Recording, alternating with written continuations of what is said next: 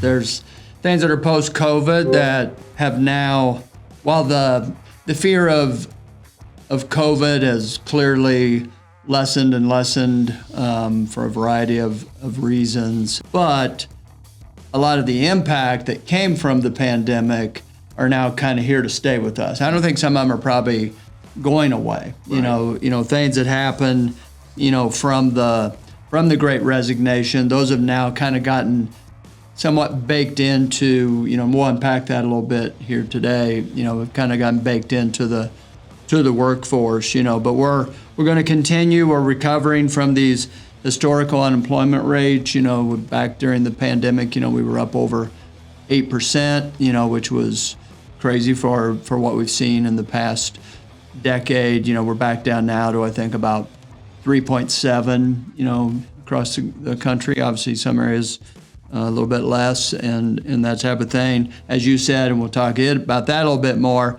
skilled trades, which is the area where we focus a lot, that piece is still to be a huge shortage in that. And so, as you said, we're dealing clearly with inflation pressure, potentially, depending on who you ask, recession concerns as well.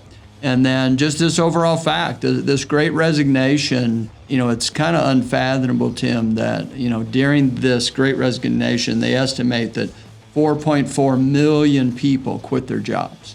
Yeah, that's crazy. And, and we see that. We'll talk about that. We definitely see that trend continuing. It's one of those things that we do not think is going to go away. So kind of a tease on some of the trends we see coming in 2023, and we'll unpack these a little bit. But broadly, you are going to see, you and I and all of us that deal in the area of skilled trades and staffing and trying to get our organizations moving forward, there's going to be greater demand from our workforce for mobility, for flexibility, for work from home options. We'll look at that a little bit.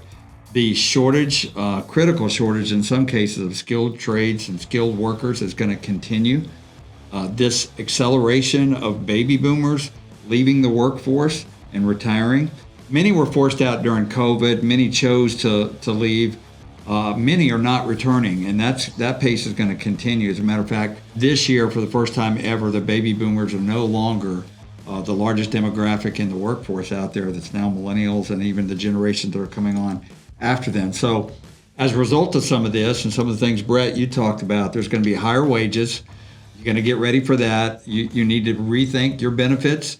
That's going to continue on in the new year. You got to come up with creative approaches to not only attract, recruit talent, but also retain the talent you have. And the bottom line we see, and of course we focus on this 24/7 every day, is that you need to really think about evolving your staffing and talent acquisition approach to keep pace with some of these changes.